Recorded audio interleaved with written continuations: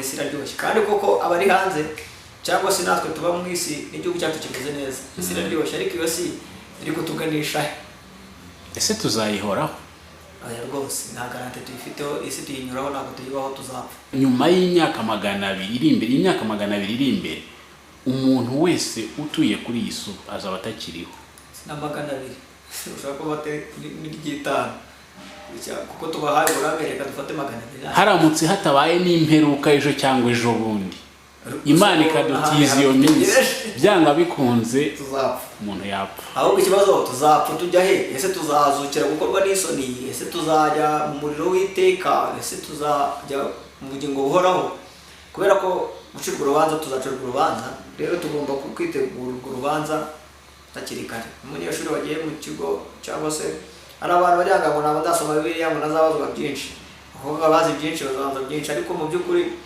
kubaho utabizi kandi bihari ni ikibazo cyawe ntabwo Imana uzabibwira ngo ibi ntabwo nari mbizi kandi yarabiguhaye ngo bimenye ibi bintu tujye tubireka tumenye dufite iherezo kuko n'ikimenyemenye aho uri hari abo mungana bapfuye kandi nawe uzapfa nanjye nzapfa ahubwo ikibazo ni ukureba ngo nurwanira ku isi tuyisiga kuko tutayisanze kabiri tukaburira abantu tukabibutsa ko bino bizagira iherezo nubwo turi ku isi turakora tugatera imbere nk'uko tubyigishwa n'ibindi ariko iherezo rya byose riri bugufi reka turirinze Mana ikiramuka tugushime ku bw'akagahe tugiye kuganira ku mperuka cyangwa se ku gucirwaho iteka reka ubuntu bw'Imana butugaragareho tukanguke kandi tube maso uduhe kongera kuzirikana ko iherezo rya buri kintu cyose rigira n'itangiriro kandi buri tangiriro rigira n'iherezo kandi uduhe kuba maso tuzirikane guhamagarwa kwacu kubera ko abahamagaye si benshi n'abatoranywa si benshi ariko mu bo wagira ubuntu bakaba bakurikira ijambo rikagiramo abatoranywa abantu bo kwizerwa bazabyigisha abandi kandi dukureho kandi tugabarire kurangara kose uduhe kuba maso uduhe no kuzirikana iherezo rya buri kintu Mwuka Wera tuguhe ikaze mu izina rya Yesu amen. Ubwiza n'ibyishimo ni ibintu bibiri bitandukanye ariko hari aho bigera bikemera kuramukanya inshuti zakadasohoka birashoboka ko inkuru ari bw'ikikugeraho ko hari ahantu heza wakorera ibirori muri Orange Garden Rwamagana tugufitiye sale z'ubukwe sale z'inama aho usangamo sonorization nziza cyane izira amakaraza dutekera ubukwe aho tugufitiye abatetsi babigize umwuga bagutekera uko byifuza ukanyurwa tugufitiye coffee shop aho tugutegurira ikawa y'iwacu akarusho hano muri Orange Garden Rwamagana kubageni ndetse n'abandi bose bifuza ibikoresho byo mu gikoni bishya hano muri Orange Garden tubibahera ku giciro gito cyane utasanga ahandi dukorera Rwamagana mu mujyi hafi y'icyapa cyo kwa Budeyi aho imodoka zihagarara udukeneye watwandikira cyangwa se ukaduhamagara kuri iyo nimero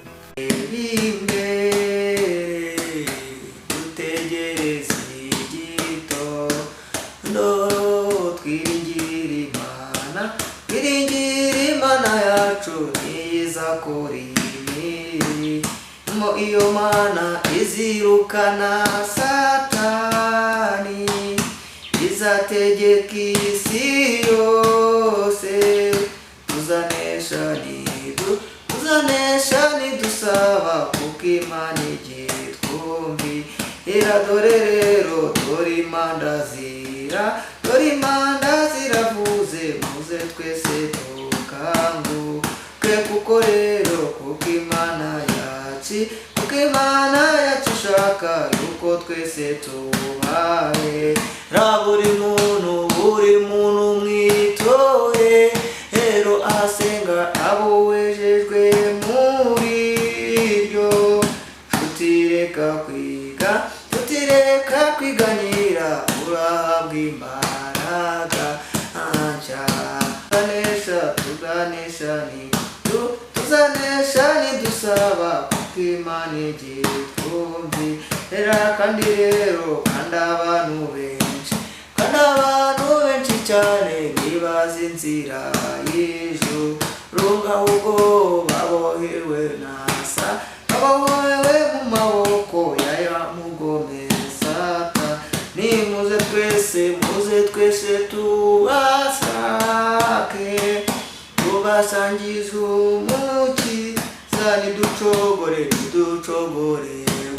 niducogore gusa usenga kugeza ubwo Yesu aza, s'ababyeyi nimucogore usenga kugeza ubwo Yesu azaza.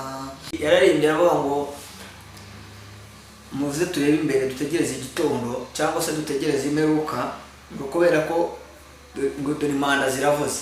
Rero iyo imana ivuze ni imperuka muri make, ariko ngo nimuze dukanguke kuko ari byo Imana ishaka, ngo kandi umuntu wese abo hejuru mu itorero ahari, kubera ko nyine Imana ishaka ko tuba abera.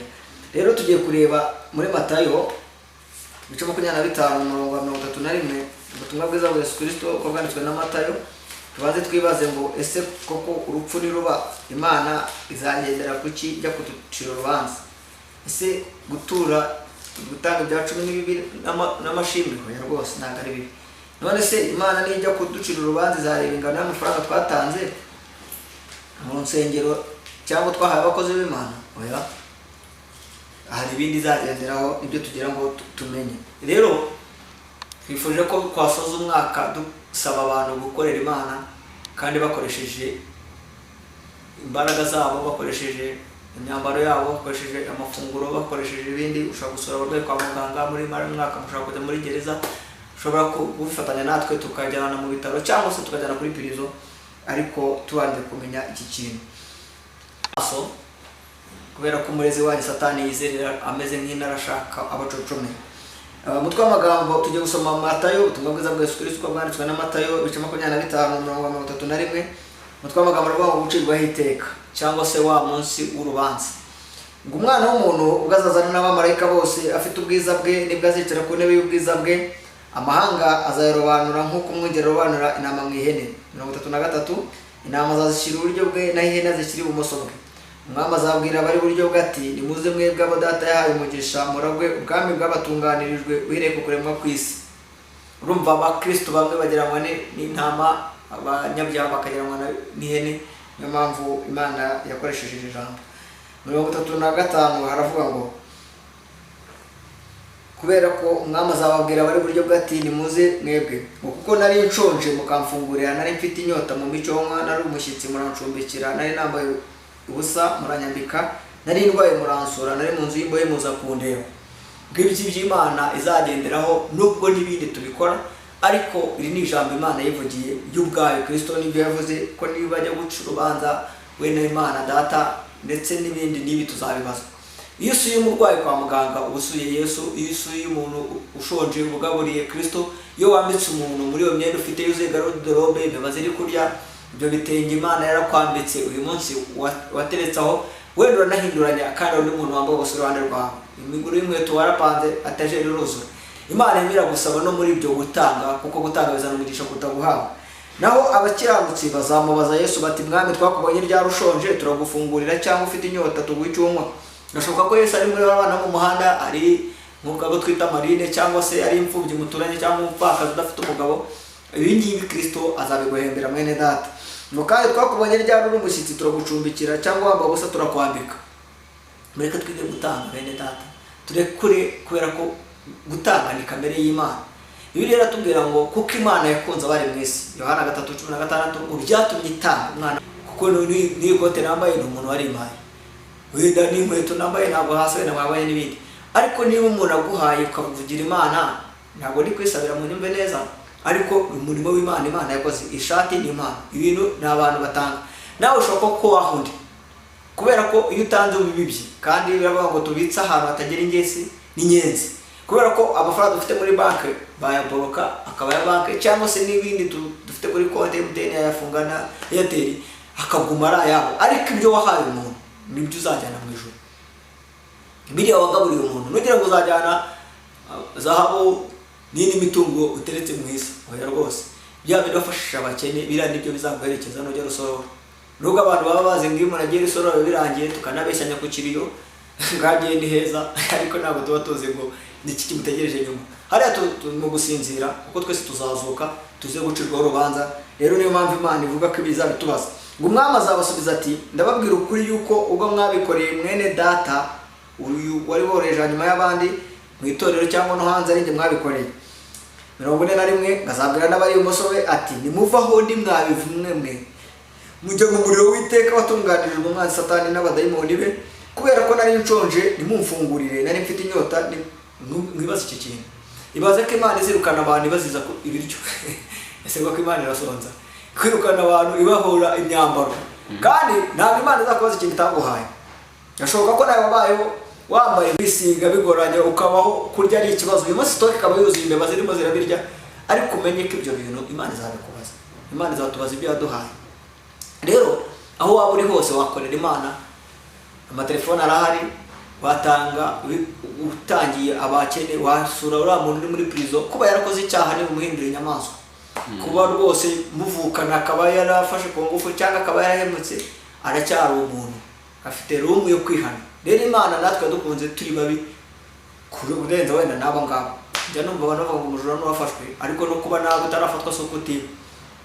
rero rwose ahubwo no kuvuga ko Imana kukikunde cyangwa se Satani aracyakurindira umunsi w'amakuba ariko ndagusaba kugira ngo wibuke ko Imana hari icyo yakora mu buzima bwawe ukagira icyo utanga ukagira icyo ufasha abantu kugira ngo nawe Imana igire ikiguha ngazabwa ibumoso ati nari muva wundi kuko nari nshonje ndimumfunguriye n'anywa nari n'umushyitsi nimuncumbikire nari nambaye ubusa nimwaza kundeba nari muri gereza no mu bitaro nimwaza kundeba ngo nabo bazamusubiza bati mwami twakubonye ryari ushonje cyangwa ufite inyota cyangwa uri umushyitsi cyangwa uri mu nzu y'imbohe ntitwagukorera ibyo Yesu azabasubiza ati ndababwira ukuri yuko ubwo mutabikoreye bari hanyuma y'abandi nanjye mutabinkoreye abo bazajya mu ihaniro ry'iteka n'abakiranutsi bazajya mu bugingo buhoraho muvuge ngo amen amen bigaragaye ko Imana yacu itabara cyangwa se izarengera abantu bitewe n'imirimo bakoze ese wowe muri uyu mwaka urimo urasoza urimo urakora iki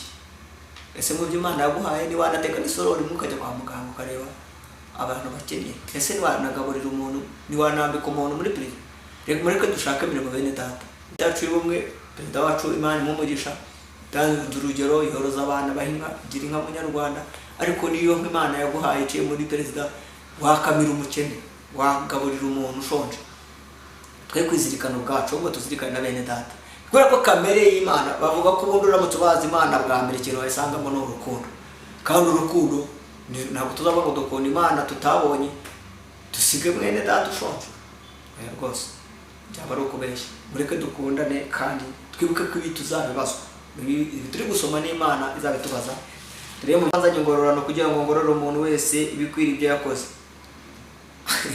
ntabwo Imana izakugorora ikurikije ibyo papa yakoze oya ntabwo izagorora ibikwiriye wenda ibyo pasiteri yakoze wawe apana ibyo wakoze wowe wakoze rero uri gukora iki cyangwa ibinyi biri murumva nyine ntacyo bikureba wibuke ko Imana yavuze ngo dore ndaza vuba kandi nzanye iki ingororano zijyanye n'ibyo umuntu yakoze ese urashaka ko Imana ikuzamura urashaka Imana igutungisha iguha amafaranga uzayarya wenyine ese Imana yishimiye ko yabaye iyo butike utanakopa n'umuntu ngo umuhe n'ikiro kweri ajye kurya yaraburaye ushobora amafaranga afite ariko Imana izayimuha ibyo dufite ntabwo twabivukanye nubwo wageze wenda w'amahirwe ugasanga umuryango waraguteganyirije ariko muri ubwo butunzi muri ibyo byo kurya muri iyo myambaro hari n'ibitari ibyawe Imana yaguhaye bigomba kugera kuri ba nyirabyo rero turekure dutange tugaburira abakene reka dusoza turebe ijambo ry'Imana nanone Yesaya ndamukunda cyane ariko sinzi impamvu mukunda burya wasanga hari impamvu ariko reka tubanze turi mu migani ibice 19 umurongo wa 20 akavuga ngo neza y'umuntu ni imutera gukundwa kandi umukene aruta umunyabinyoma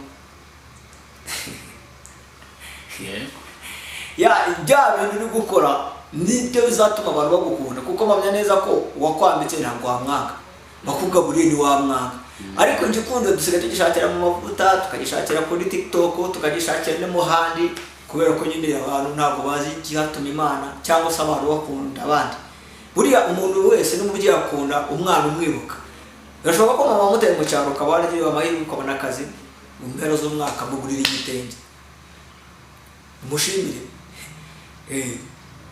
njyamana amakwe ahantu nkorera bakora amakwe ukabona umuntu wamwambitse ikamba by'umubyeyi bamushimira umubyeyi warakoze ariko nawe ushobora kuba narijyana si ngombwa wakoze ubukwe ukagurira mama akanyama nawe mu mpera z'umwaka akarya akaboga akanashimira ko yakubyaye.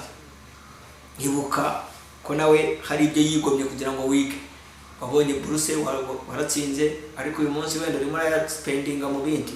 Nibyo koko inshuti zawe dufite umwanya n'ibindi, ariko n'umubyeyi wakubyaye aragushaka, akabona nikaboneke ni mama w'umuntu. Ibuka rero aho wavuye, wongere urebe ibyiza. Bibiliya iravuga ngo ubonye umugore mwiza aba abonye ikintu cyiza, akaba agize umugisha ahawe n'Uwiteka. Ibuka ko wasabye Imana urugo, ukarusaba n'umugore mwiza. Imana yaguhaye umugore mwiza, wowe ko yamuguhaye ukaba waragize umugisha uvuye ku Uwiteka, uri gukorera iki Uwiteka? Ibi ndimo ndabibwira abanyeshuri basoje kaminuza, ndimo ndabibwira bakabona akazi, ndimo ndibwira uyu mwaka tugire icyo dukorera Imana, tuve mu bakristo bicara gusa muri turebe imbere, tujye mu banyamirimo, tugire ibyo dukora, kuko ubwami bw'Imana si ubw'amagambo ahubwo no bw'imirimo. N'ubundi tukiri mu Migani 19 umurongo waho wa 7 bavuga ngo abavandimwe b'umukene bose baramwanga, ariko inshuti ze zikarushaho kumwirengagiza. Iyo abaganirije baramuninira bakigendera cyangwa iyo abasabye. Bose birashoboka ko mwene data mwiganye akennye, yahuye n'ikigeragezo cy'uburwayi cyangwa bakamurukana ku kazi, uyu munsi wowe Imana ikaba yaraguteretse aho ngaho ukabyirengagiza kubera ko ari umukene, ngo n'abavandimwe we baramwanga. Kandi koko gukena turabyanga twese birakapfa. Rero Imana yamukuzanye iruhande, cyangwa yatumye mwigana, cyangwa ituma mumenyana kugira ngo uyu munsi ugire icyo umukoraho. Igihumbi cyamuhindura ubuzima. Hari umuntu waha 500 agasigara gusengera. Nimukumve ko gutanga ari ngombwa miliyoni cyangwa 5 cyangwa ngari. Oya, Rwanda dano kugaburira umuntu. Ibi mu byumve buriya Abanyarwanda n'abahanga bavuze ngo umuntu utazi umwanzi asiga umubiri. Kwa muganga hano hopitali Rwamagana hari umugabo bita Kaburame, ndasana n'umugisha n'abantu bose bakomeza kumusura n'abamwitaho, amaze imyaka 14 mu bitaro. Yacitse uturigongo, ni umusore, ariko niba hari shuri umuntu yajya bakiga ni ibitaro. Iyo umugezi iruhande barafite ibyiringiro, kandi koko n'umuryango ntabwo tumwitaho n'iki. Impamvu mvuze wajya kumusura, wamushyira imbuto, n'undi bita Isa nawe uri muri Shiriji Rwamagana. Impamvu njye mvuga abarwayi nuko nyine mbahoramo. We noneho amara barayazingazinze ari muri sonde, yirira imbuto zonyine. Niba amaze imyaka 9 umugore yaramutaye, abana bamuvuyeho, kuko uyu munsi twebwe turi burye tumena ibiryo, hari umuntu utabasha kweguka narwe no gufasha abafite amaboko. Kweri nabo ngabo Imana duteretse imbere ngo tugire icyo tubakoraho, nabyo bitunanira. Wenda nushoboye kujya dutume tuma uyu mugenzi wanjye ko muri Kativi umugurira amata, agakarito k'amata yakanywa ukwezi, nawe Imana ikaguha umugisha. Bene data, mureke twe kumera nk'abantu badamaraye birengagije ko natwe biratureba. Rashobora ko ukiri umwana, ariko biravuga hano mu Migani 20:11 ngo umuntu nawe yari umwana amenyekanira ku byo akora, niba umurimo uboneye kandi utunganye. Ntabwo bireba gusa umuntu mukuru, nubwo waba uri umwana nawe wafata n'intusi y'isukari wagenda ukareba icyo ukora. Ngo ndetse n'umwana muto uzi gusenga Imana azafashwa no gusenga. Abana bato turabi Imana, niko biritubwira. Rero nubwo tuzacirwaho urubanza, nubwo tuzapfa, ariko nyuma y'urupfu Imana izatubaza ibyaduhaye. Saba mama gwe ku biryo mwari burya kuri Noheli, ufata agasorori ujye kugemura abarwayi. Fata agasorori, cyangwa se ufata iyo shati ipantaro itange bayishyira abantu muri prison.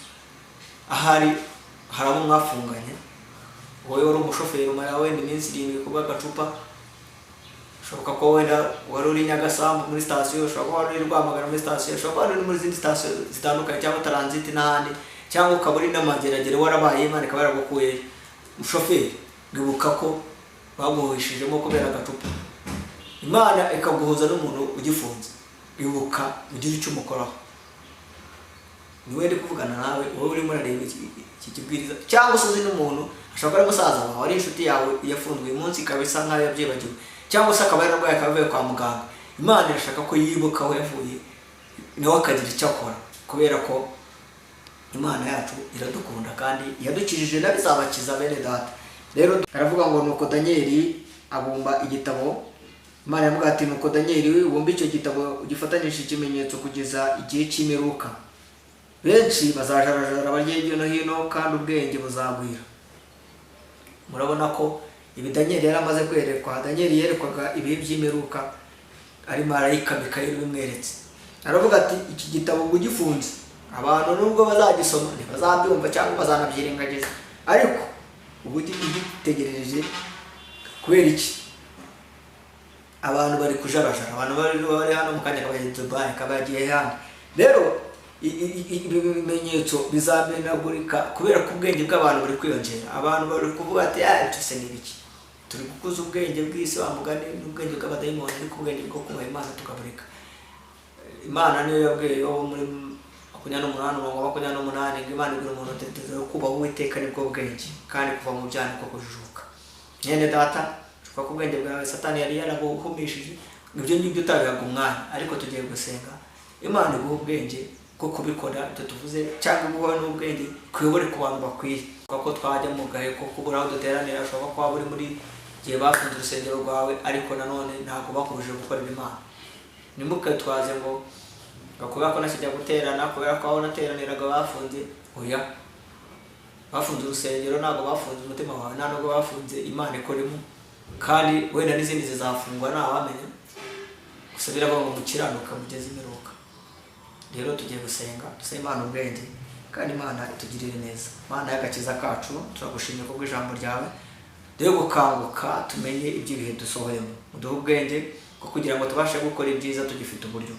Ririya niyo ijambo ryawe ryabwiye Kayini amuga ngo mbese nukora ibyiza nuzemerwa, ariko ibyaha biri tugatugera ku rugi rw'umutima wawe, kandi ukwiye kubitegeka kuko ariwe bishaka.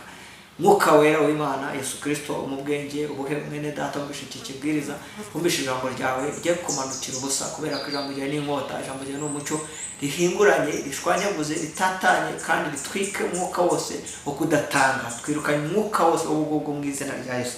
Ukore ku makonte yacu, ukore ku mifuka yacu, duhe umutima wari muri Kristo Yesu. Uwo nguwo nubwo kuba Imana yabonaga ari byiza, ariko ntiyatekereza ari ikintu cyo kugundirwa, ahubwo yisize ubusa, ajyana akamera k'umugaragu, ntiyanga no gupfa, naduhe ubuzima bwe kugira munsi tubone ubuzima. Kandi abatanga bose bandi biyereke Kristo, uzagira icyo akora kubwira ijambo ntukabure kumwibuka iteka, kandi bijya azabisanga mu bwami bwawe mu izina rya Yesu. Amen.